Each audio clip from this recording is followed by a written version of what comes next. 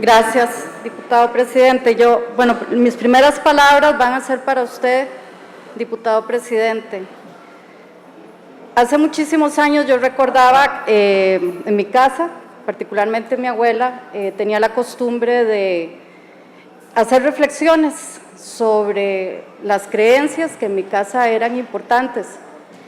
Y siempre recuerdo el capítulo del libro de los Hechos de los Apóstoles, donde a Pedro se le reclama por sentarse a la mesa con gentiles y paganos.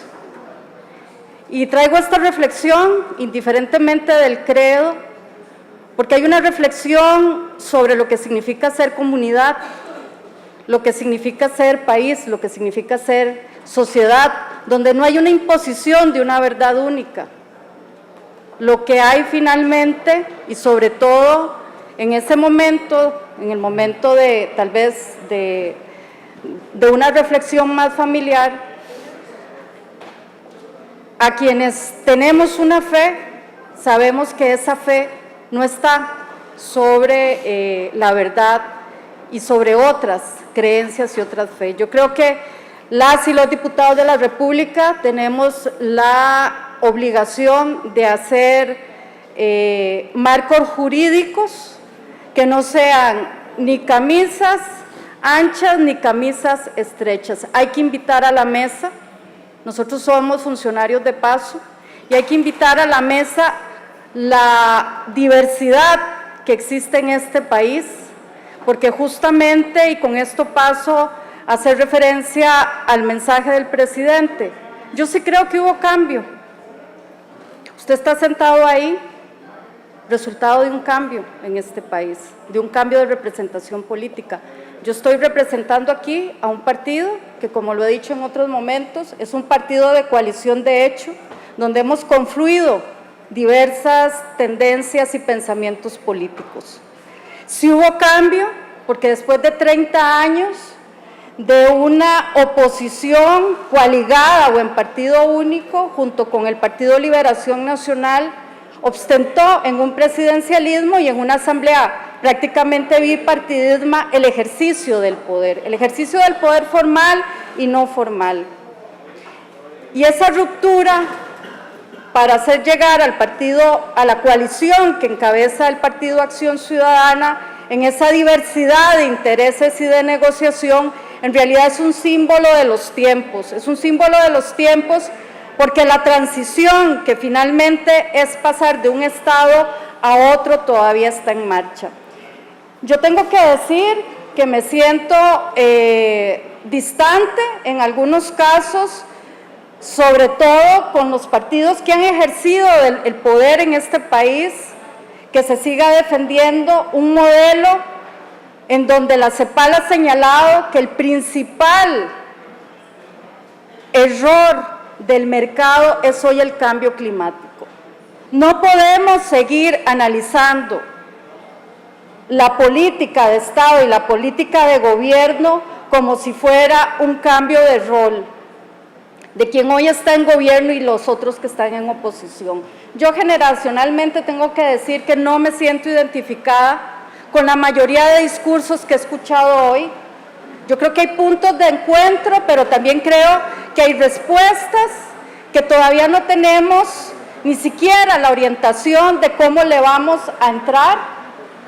Pero las preguntas que yo pienso que este plenario legislativo debería de tener es por qué, por ejemplo, el resto de la región está creciendo a un 2% y Costa Rica está creciendo a un 4%. No si es una obra de un gobierno de turno, cuáles son las condiciones de la heterogeneidad estructural de este país que lo hace, a diferencia del resto de países del mundo, que no se recuperan de la crisis del 2008, poder crecer. No tiene que ver con una forma o un gobierno, tiene que ver con una apuesta y un pacto. Tiene que ver con una institucionalidad que sacrifica incluso la cobertura de ese crecimiento para que el coeficiente de Gini no caiga. Significa que este país ha hecho bien las cosas. Significa que el tema del cambio climático y que Costa Rica hoy reciba ampliamente las inversiones extranjeras y que el presidente de la República hable sobre mercado interno, mientras que otros países están, en lugar de señalar el aperturismo, están hablando de cerrar sus fronteras económicas, significa que Costa Rica tiene una receta diferente. He escuchado cuando se señala la diferencia entre el crecimiento de la pobreza. Yo creo que sí hay que revisar las metodologías cuando se medía por ingreso, pero no porque Costa Rica esté midiendo de forma multidimensional esa pobreza, es que el mundo está yendo hacia eso. Y yo quiero en ese sentido señalar que los recursos garantizados para el tema de los cogestores, que yo realmente me alienta escuchar de la jefa de fracción el interés sobre cómo medir la pobreza, Carla, porque no es un tema, y sobre todo en términos generacionales, de metodologías distintas, es un tema del pacto que este país tiene que hacer, de que le tenemos que entrar a la evasión y a la elusión, que tenemos que enfrentar el statu quo de intereses que han dicho, no lo dice esta diputada, lo dice el Banco Mundial, 20% es la corrupción de este país y significa un impuesto también. Y si queremos hacer un pacto, y sobre todo en materia generacional, para que las mujeres salgan de la línea de pobreza, tenemos que poner prioridades de gasto en lugar de recortes del gasto. Tenemos que entrarle a las pensiones.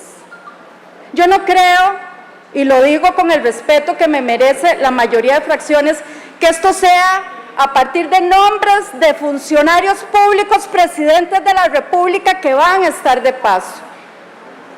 La transición en este país es económica, es política. El multipartidismo que nosotros tenemos aquí es resultado de la diversidad de la sociedad que tiene que sentarse a la mesa a dialogar, que no depende de un statu quo de intereses que no han resuelto el crecimiento del empleo.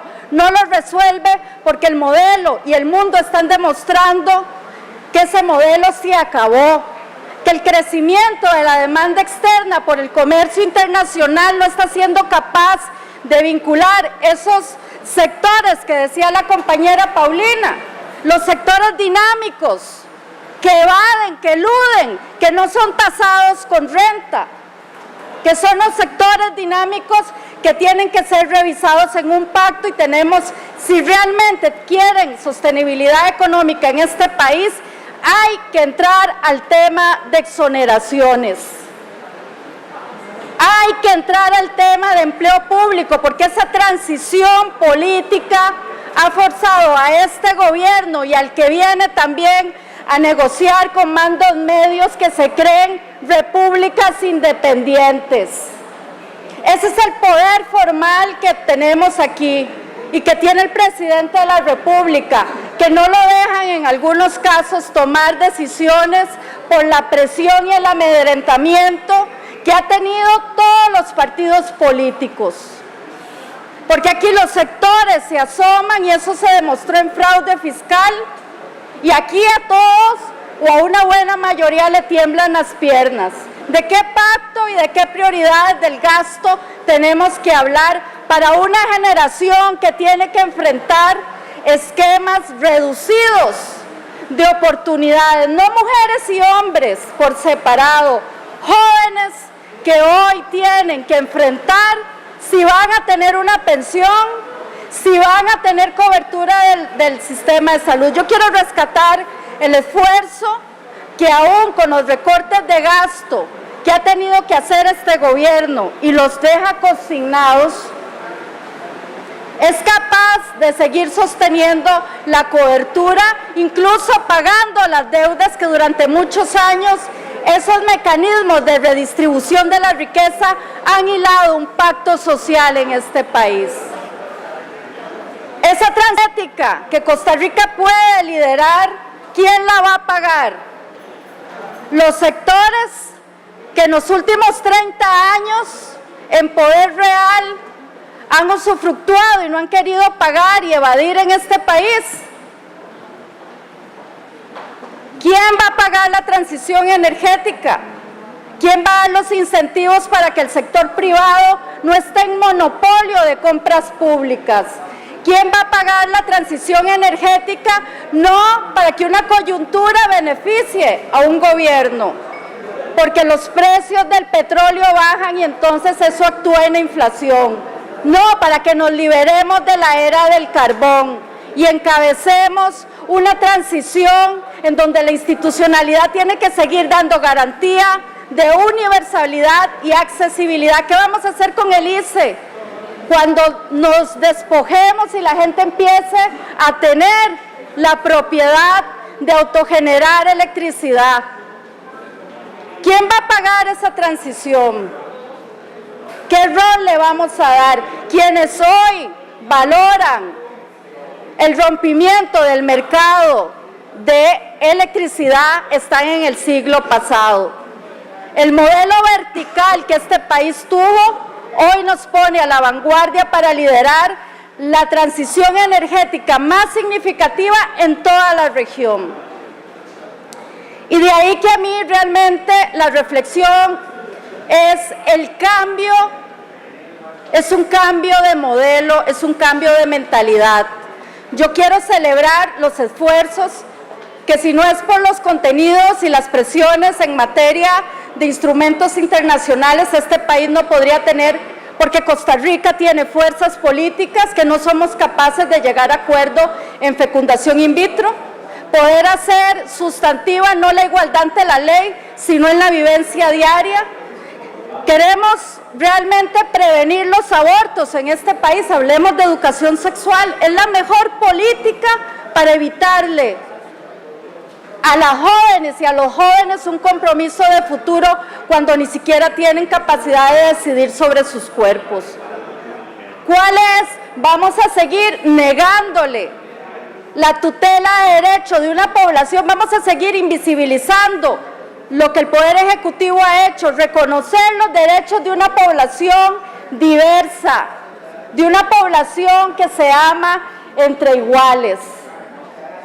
¿Qué es realmente la limitación que tenemos de abordar los temas de la tutela de un derecho de Estado, que lo que ha hecho en los últimos años es cuestionar? Costa Rica hoy, como nadie en la región, está en una situación privilegiada.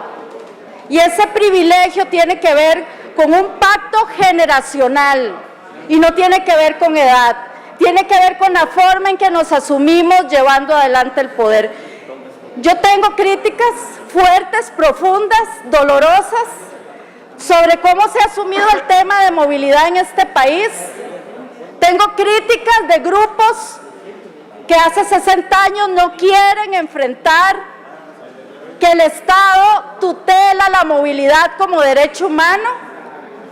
Tengo críticas del abuso del derecho para poder tomar decisiones.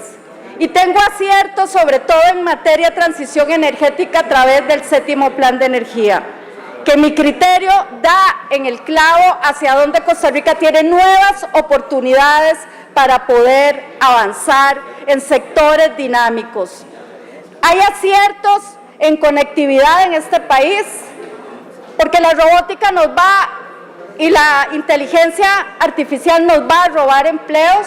Entonces no es un tema de un modelo y de los mismos sectores, es un tema de un pacto y cuáles son las alternativas que vamos a discutir si realmente queremos una sustentabilidad con la naturaleza, un